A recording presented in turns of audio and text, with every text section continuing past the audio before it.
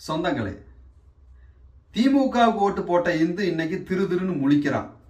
அதிமுகவுக்கு ஓட்டு போட்ட இந்து இன்னைக்கு அதிர்ந்து போய் நிக்கிறான். காரணம் என்ன? திமுகவுக்கு ஓட்டு போட்டதுனால இந்து இன்னைக்கு என்னவா இருக்கிறான்? உணர்வற்ற ஜந்துவா மாற்றப்பட்டிருக்கிறான். காரணம் என்ன?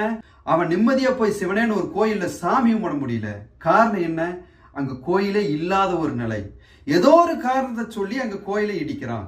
சரி, கோயிலை இடிக்கிறான், இருக்கிற கோயில போய் வழிபாடு நடத்தலாம் அப்படின்னா அந்த கோயில்ல போய் சாமி கும்பிடுற பக்தர்களை அடிக்கிறான். கோயிலை இடிக்கிறான், கோயிலுக்கு போய் சாமி கும்பிடுற பக்தர்களை அடிக்கிறான். அதுதான் இன்றைய இந்துக்களுடைய நிலை. சரி, அதிமுகவுக்கு ஓட்டு போட்ட இந்து ஏன் அதிர்ந்து போய் நிக்கிறான்?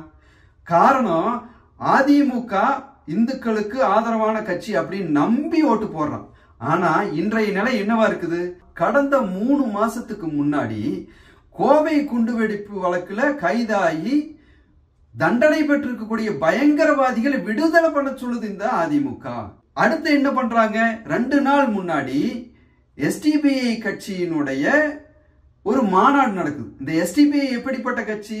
கோவை குண்டுவெடிப்பு போன்ற குண்டுவெடிப்புகளில் தொடர்புடையதா சொல்லப்படக்கூடிய அந்த எஸ்டிபிஐ கட்சியினுடைய ஒரு மாநாடு. அது என்ன மாநாடு?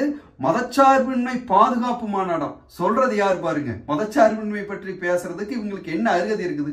அந்த மாநாட்டில் போய் இந்த அதிமுகவினுடைய பொதுச் செயலாளர் போய் கலந்துகிட்டு சிறுபான்மையினருக்கு நாங்கள் பாதுகாப்பு அரணாக இருப்போம் அப்படி சொல்றாரு. சரி, சிறுபான்மையினருக்கு நீங்க பாதுகாப்பு அரணாக இருங்க, எக்கட கேட்டுட்டு போங்க. இந்துக்களுக்கு நீங்க என்னையா பண்ணீங்க? ஓட்டு போட்ட இந்துக்களுக்கு நீங்க என்ன பண்ணீங்க? நிறைய கோயில்கள் இடிக்கப்பட்டது, அங்க ஏதாவது பண்ணீங்களா? கோயில்கள்ல பக்தர்கள் எவ்வளவு அடி வாங்குறான். கடந்த மாதம் திருச்சி கோயில்ல பக்தர்கள் அடி வாங்கினாங்க. அப்படி எங்க சார் போனீங்க?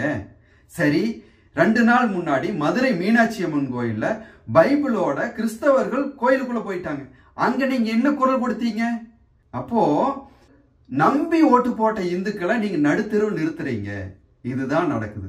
அப்போ திமுகவுக்கு ஓட்டு போட்ட இந்து திருன்னு முடிக்க வேண்டிய நிலைமை, அதிமுகவுக்கு ஓட்டு போட்ட இந்து அதிர்ந்து போக வேண்டிய நிலைமை.